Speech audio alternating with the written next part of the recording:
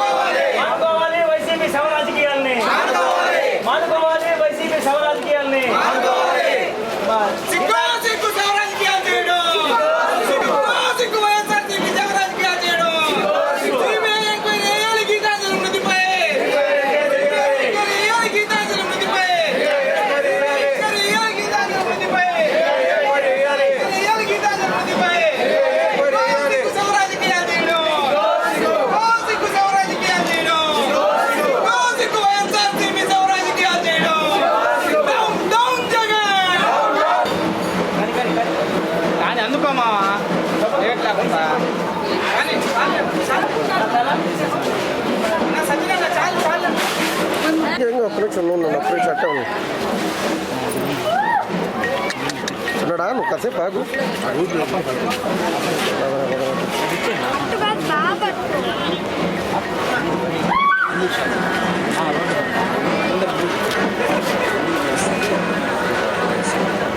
అందరికీ నమస్కారం.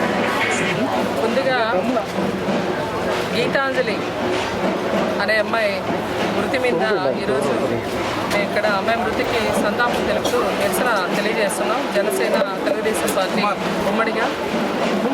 ముఖ్యంగా గీతాంజలి అనే అమ్మాయి తెనాలికి సంబంధించిన అమ్మాయి మృతికి సంబంధించి ఏం జరిగింది, ఎలా చనిపోయింది అనే వివరాలు ఏమీ తెలుసుకోకుండా, ఎంక్వైరీ వేయకుండా కేవలం ఈ వైఎస్ఆర్సీపీ ప్రభుత్వం శవ రాజకీయాలు చేస్తూ ఈరోజు అమ్మాయి మృతిని తెలుగుదేశం పార్టీ మీద రుద్దే ప్రయత్నం చేస్తుంది.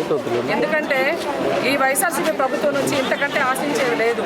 గతంలో కూడా ఎలక్షన్స్ ముందుగా వివేకానంద రెడ్డిని చంపేసి జగన్మోహన్ రెడ్డి బాబాయ్ గారిని, అది తెలుగుదేశం పార్టీ మీద నారాసుర రక్త చరిత్ర అని పెద్ద పెద్ద అక్షరాలతో శవరాజకీయాలు చేసినటువంటి చరిత్ర గల వైఎస్ఆర్సీపీ ప్రభుత్వం ఈరోజు ఆడపిల్లలను కూడా వదిలే పరిస్థితిలో లేదు.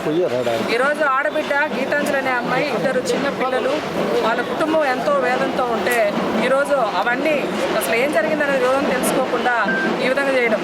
ముఖ్యంగా ఒక సభలో వైఎస్ఆర్సీపీకి సంబంధించిన సిద్ధం సభలో 5వ తారీఖున అమ్మాయి దగ్గర నుంచి, అంటే వైఎస్ఆర్సీపీ ప్రభుత్వం నుంచి నాకు పథకాలు అందాయి, మా కుటుంబం లబ్ధి పొందింది అనే అమ్మాయి దగ్గర మాట్లాడించారు. 5వ తేదీ అమ్మాయి మాట్లాడింది. 7వ తేదీ అమ్మాయి ట్రైన్ యాక్సిడెంట్ జరిగింది.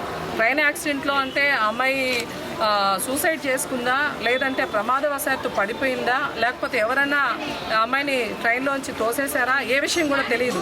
అది రైల్వే స్టేషన్లో జరిగింది కాబట్టి సీసీటీవీ ఫుటేజ్లు ప్రభుత్వం, కేంద్ర ప్రభుత్వం కూడా దాని గురించి విచారణ జరిపించాలి అని మేము డిమాండ్ చేస్తూ ఉన్నాం.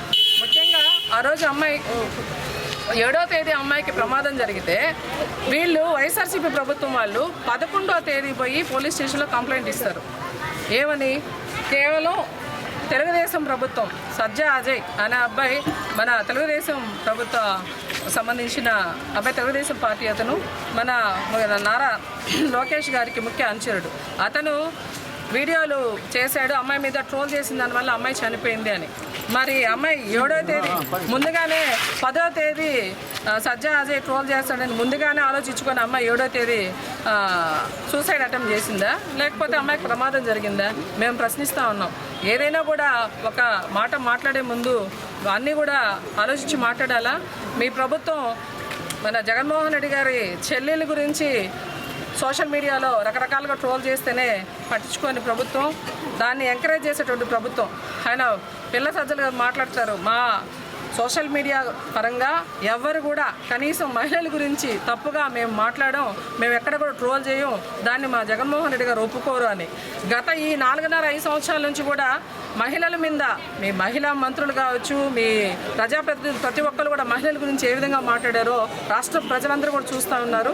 అదేవిధంగా ఇన్ని సంవత్సరాల నుంచి, 4 సంవత్సరాలు, 4వ సంవత్సరం, 5 సంవత్సరాలు అయిపోయింది. ఇప్పుడు దాకా కూడా రాష్ట్రం మొత్తం మీద మహిళలందరికీ ఎన్నో రకాలుగా అన్యాయం యాక్సిడెంట్ జరిగి ఎంతోమంది మహిళలు చనిపోయినారు.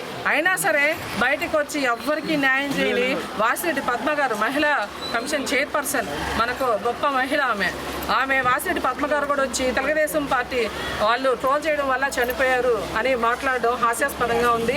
ఏదేమైనా కూడా ఆ బిడ్డ గీతాంజలి అనే అమ్మాయి మృతి చెందడం చాలా బాధాకరం. వాళ్ళ కుటుంబానికి, ఆ బిడ్డలకి, 2 బిడ్డలు, ఆమెకి చిన్న వయసు, ఆమె చనిపోవడం, ఆమె మృతికి ఎవరు కారణం, ఆమె అసలు విజయవాడకి ఎందుకు ప్రయాణం అయింది, ఆమె కాల్ లిస్ట్ కావచ్చు, అదేవిధంగా ఆమె అకౌంట్ ట్రాన్సాక్షన్స్ అన్నీ కూడా ఒకసారి విచారించాలి. కేంద్ర ప్రభుత్వం దాని మీద శ్రద్ధ చూపి సిబిఐ విచారణకి పంపించాలి. సీసీటీవీ ఫుటేజీల్లో చూసి ఆమె మృతికి గల కారణాలని ఖచ్చితంగా తెలుసుకొని ఆ బాధ్యుల్ని శిక్షించాలని ఈ సందర్భంగా మేమందరం కూడా డిమాండ్ చేస్తూ ఉన్నాం.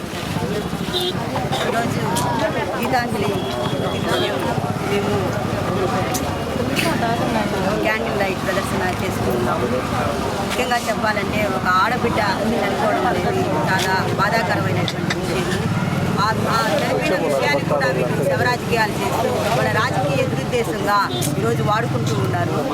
ప్రతిసారి ప్రతి ఎలక్షన్లో జరిగేటువంటి సమస్య ఇప్పుడు కూడా జరుగుతూ ఉంది. పోయినసారి అయితే ఎలక్షన్లకు ముందు కోడికత్తి తీసుకొని వచ్చారు, అదేవిధంగా వివేకానంద రెడ్డి హత్య తీసుకొచ్చారు. ఈ విధంగా ప్రతి ఒక్కటి వాళ్ళ ఎలక్షన్లో పబ్బం కట్టుకునే దాని కొరకు ఇవన్నీ ముందుకు తీసుకొచ్చి వాళ్ళ రాజకీయంగా ఇదంతా వాడుకుంటున్నారు. ఇప్పుడు అమాయకురాలైనటువంటి గీతాంజలి విషయం కూడా మేము ముందుకు తీసుకొని వచ్చి దానికి కూడా శవరాజకీయాలు చేసే పరిస్థితికి వచ్చింది. నిజంగా ఆ అమ్మాయి మీ మనిషి అంటున్నారు. మీరు నిజంగా మీకు నిజంగా ఆ అమ్మాయి మీద, మీ మనుషుల మీద, మీ కార్యకర్తల మీద ప్రేమే ఉంటే మీ పాటికి సిబిఐ ఎంక్వైరీ వేసి దర్యాప్తు చేసి ఆ నిజానిజాలు బయట పెట్టి ఉండాలి. కానీ ఇట ఊరికే ఒకరి మీద ఒకరికి వేయడం వల్ల ఎంతవరకు అది సమంజసమని చెప్తున్నాను. నిజంగా మీరు న్యాయాన్ని కాపాడే వాళ్ళే అయితే ఆ అమ్మాయి మీద సిబిఐ దర్యాప్తు వేసి ఎంక్వైరీ చేయాలనుకుంటున్నాను. అదేవిధంగా వాళ్ళ బిడ్డలకి, వాళ్ళ భర్తకి మేము ప్రగాఢ సంతాపం తెలియజేస్తూ ఈ అవకాశం ఇచ్చినటువంటి పెద్దలందరికీ నా ధన్యవాదాలు.